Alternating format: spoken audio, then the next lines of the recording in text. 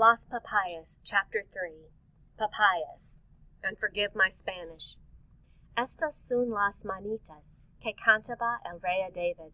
A las muchachas bonitas se las cantamos aquí. These are the morning songs which King David used to sing to all the pretty girls. We sing them here to you. Esperanza heard Papa and the others singing. They were outside her window, and their voices were clear and melodic.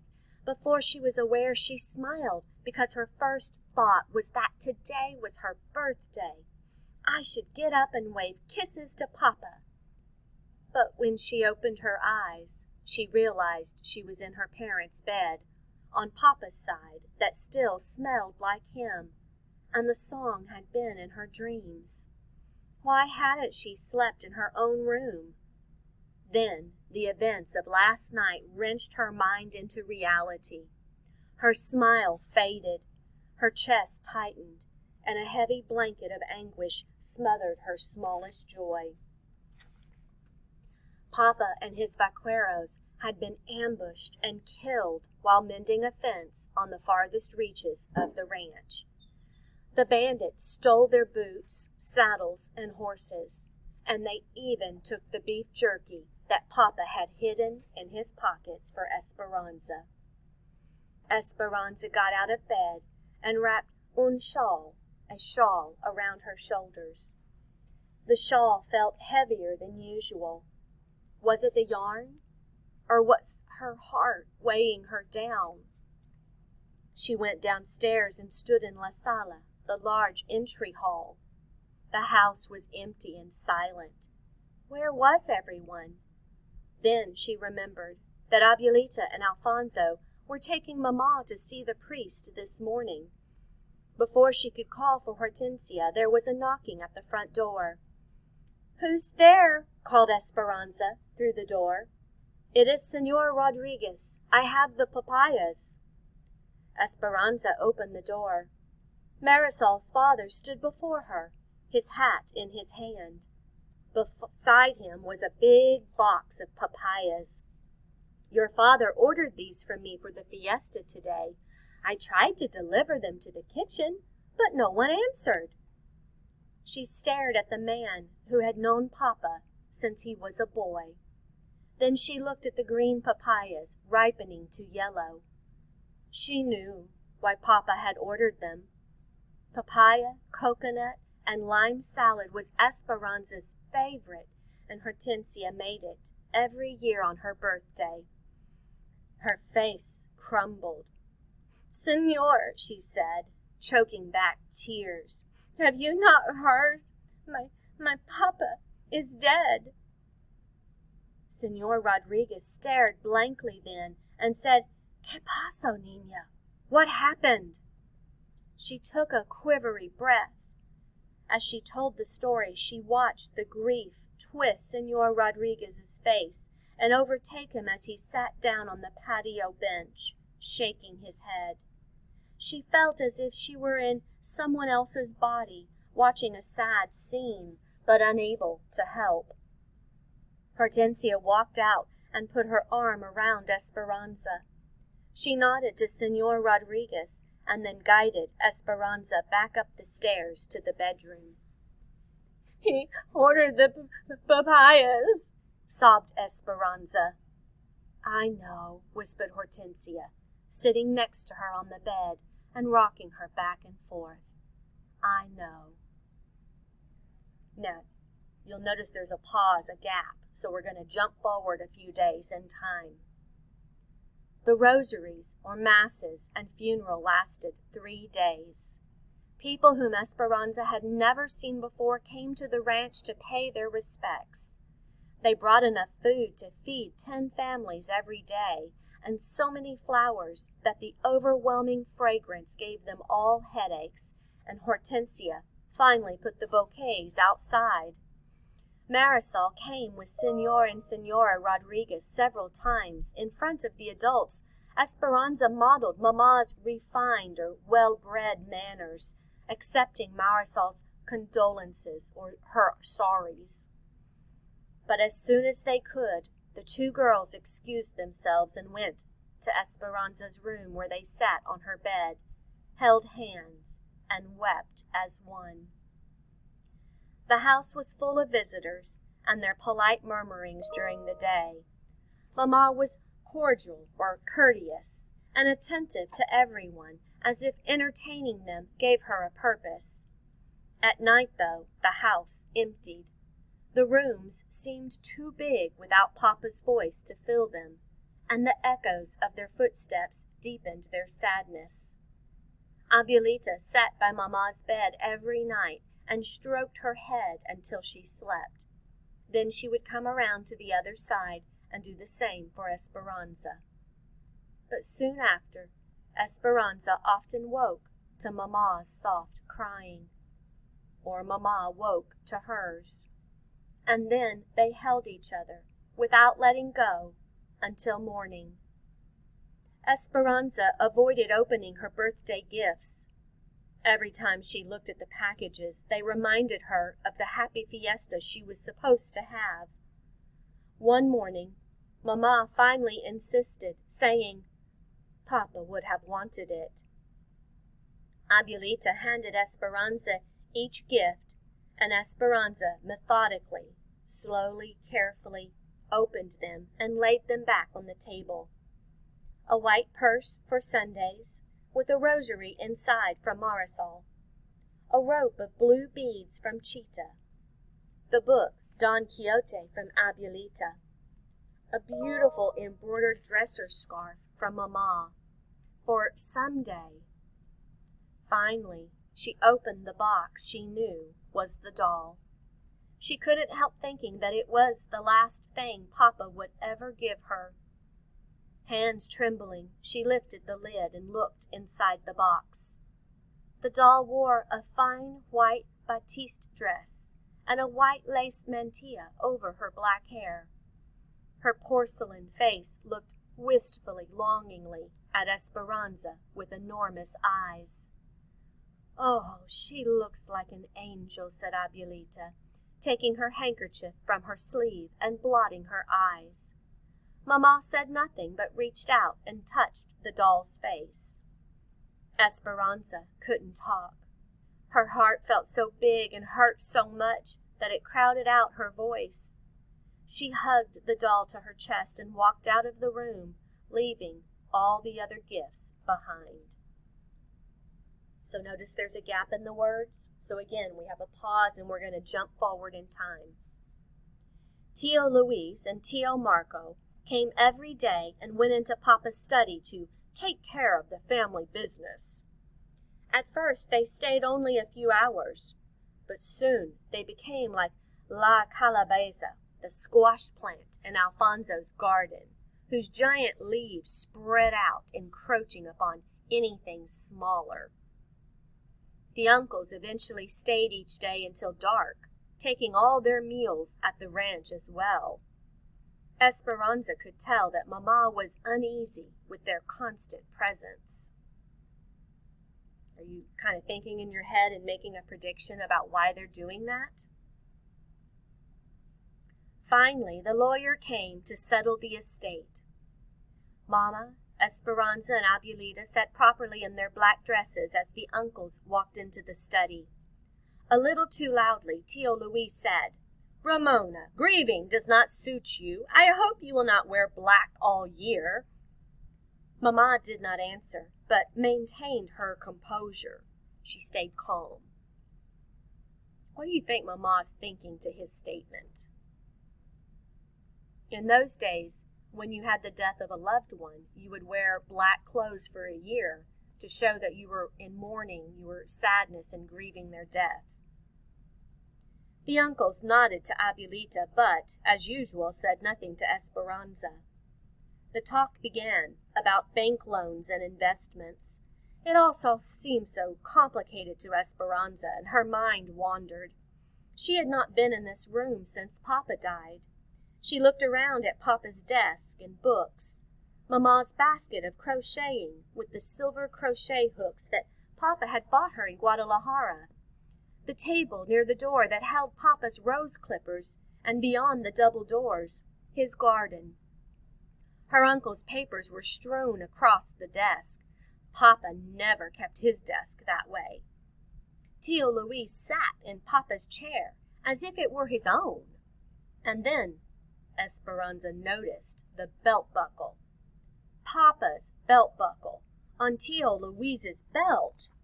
It was wrong. Everything was wrong. Tio Luis should not be sitting in Papa's chair. He should not be wearing Papa's belt buckle with the brand of the ranch on it. For the 1000th time she wiped the tears that slipped down her face, but this time they were angry tears. A look of indignation passed between Mama and Abuelita. Indignation is like strong displeasure. Were they feeling the same? Can you tell what's upsetting the women? Ramona, said the lawyer, your husband, Sixto Ortega, left this house and all of its contents to you and your daughter. You will also receive the yearly income from the grapes. As you know, it is not customary to leave land to women, and since Luis was the banker on the loan, Sixto left the land to him. Which makes things rather awkward, said Tio Luis. I am the bank president and would like to live accordingly. Now that I own this beautiful land, I would like to purchase the house from you for this amount. He handed Mama a piece of paper. Mama looked at it and said, This is our home. My husband meant for us to live here. And the house, it is worth 20 times this much. So no, I will not sell. Besides, where would we live? I predicted you would say no, Ramona, said Tio Luis, and I have a solution to your living arrangements, a proposal, actually, one of marriage. Who is he talking about? Thought Esperanza. Who would marry him? He cleared his throat. Of course we would wait the appropriate amount of time out of respect for my brother. 1 year is customary, is it not? Even you can see that with your beauty and reputation and my position at the bank, we could be a very powerful couple. Do you see what Tio Luis's goal is here? Did you know that I too have been thinking of entering politics? I'm going to campaign for governor, and what woman would not want to be the governor's wife? Esperanza could not believe what she heard. Mama? Marry Tio Luis? Marry a goat? She looked wide-eyed at him, and then at Mama. Mama's face looked as if it were in terrible pain. She stood up and spoke slowly and deliberately. I have no desire to marry you, Luis, now or ever. Frankly, your offer offends me. Tio Luis's face hardened like a rock, and the muscles twitched in his narrow neck. Are you thinking, what is he thinking right now? How is he feeling at her rejection? You will regret your decision, Ramona. You must keep in mind that this house and those grapes are on my property. I can make things difficult for you, very difficult. I will let you sleep on the decision, for it is more than generous. Tio Luis and Tio Marco put on their hats and left. The lawyer looked uncomfortable and began gathering documents. Vultures, said Abuelita. Can he do this? Asked Mama. Yes, said the lawyer. Technically, he's now your landlord. But he could build another house, bigger and more pretentious and grand, anywhere on the property, said Mama. It is not the house that he wants, said Abuelita. It is your influence he wants. People in this territory love Sixto and respect you.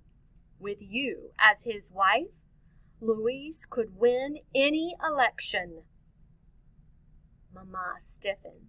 She looked at the lawyer and said, Please officially relay this message to Luis. I will never, ever change my mind. "I will do that, Ramona," said the lawyer, "but be careful. He is a devious, dangerous man." The lawyer left, and Mamma collapsed into a chair, put her head in her hands, and began to cry. Esperanza ran to her. "Don't cry, Mamma. Everything will be all right." But she didn't sound convincing, even to herself, because all she could think about was what Tio Luis had said, that Mamma would regret her decision. Are you catching a bit of foreshadowing? Are you making some predictions? What are Mama's options?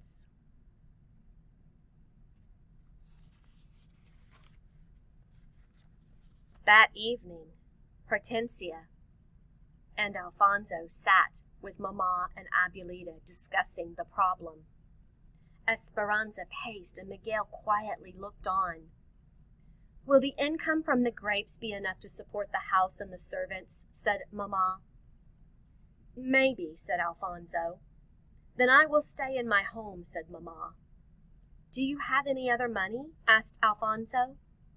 "I have money in the bank," announced Abuelita, and then more quietly she added, "Luis's bank." "He would prevent you from taking it out," said Hortensia. "If we need help, we could borrow money from our friends, from Senor Rodriguez," said Esperanza. "Your uncles are very powerful and corrupt, dishonest," said Alfonso. "They can make things difficult for anyone who tries to help you. Remember, they are the banker and the mayor." The conversation continued to go in circles. Esperanza finally excused herself. She walked out to Papa's garden and sat on a stone bench. Many of the roses had dropped their petals, leaving the stem and the rosehip, the green, grape-like fruit of the rose.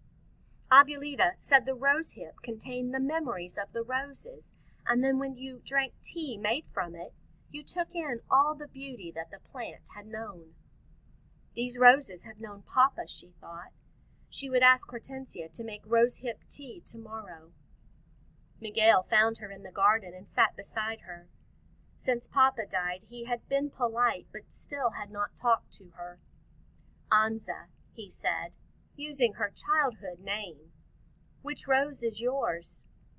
In recent years, his voice had become a deep throttle. She hadn't realized how much she missed hearing it. The sound brought tears to her eyes, but she quickly blinked them away. She pointed to the miniature pink blooms with delicate stems that climbed up the trellises. "And where is mine?" asked Miguel, nudging her like he did when they were younger and told each other everything. Esperanza smiled and pointed to the orange sunburst next to it. They had been young children the day Papa had planted one for each of them. "What does it all mean, Miguel?" "There are rumors in town that Luis intends to take over the ranch, one way or another. Now that it seems true, we will probably leave for the United States to work." Esperanza shook her head as if to say no. She could not imagine living without Hortensia, Alfonso, and Miguel. "My father and I have lost faith in our country. We were born servants here, and no matter how hard we work, we will always be servants. Your father was a good man. He gave us a small piece of land and a cabin, but your uncles, you know their reputation. They would take it all away and treat us like animals. We will not work for them. The work is hard in the United States, but at least there we have a chance to be more than servants." "But Mama and Abuelita, we need you." "My father says we won't leave until it's necessary." He reached over and took her hand. "I'm sorry about your Papa." His touch was warm and Esperanza's heart skipped. She looked at her hand in his and felt the color rushing to her face. Surprised at her own blush, she pulled away from him. She stood and stared at the roses. An awkward silence built a wall between them. She glanced quickly at him. He was still looking at her, with eyes full of hurt. Before Miguel left her there, he said softly, "You were right, Esperanza. In Mexico, we stand on different sides of the river." So stop and think about what we've discovered about Miguel and Esperanza from that section. Esperanza went up to her room thinking that nothing seemed right. She walked slowly around her bed, running her hand over the finely carved post. She counted the dolls lined up on her dresser. 13, one for each birthday. When Papa was alive, everything was in order, like the dolls lined up in a row. She put on a long cotton nightgown with hand-sewn lace, picked up the new doll, and walked to the open window. Looking out over the valley, she wondered where they would go if they had to live somewhere else. They had no other family except Abuelita's sisters, and they were nuns in a convent. "I won't ever leave here," she whispered. A sudden breeze carried a familiar, pungent, or sharp smell. She looked down into the courtyard and saw the wooden box still sitting on the patio. It held the papayas from Señor Rodriguez, the ones that Papa had ordered, that should have been served on her birthday. Their overripe sweetness now pervaded the air with each breath of wind. She crawled into bed beneath the linens edged with lace. Hugging the doll, she tried to sleep, but her thoughts kept returning to Tio Luis. She felt sick at the thought of Mama marrying him. Of course she had told him no. She took a deep breath, still smelling the papayas and Papa's sweet intentions. Why did Papa have to die? Why did he leave me and Mama? She closed her eyes tight and did what she tried to do each night. She tried to find the dream, the one where Papa was singing the birthday song.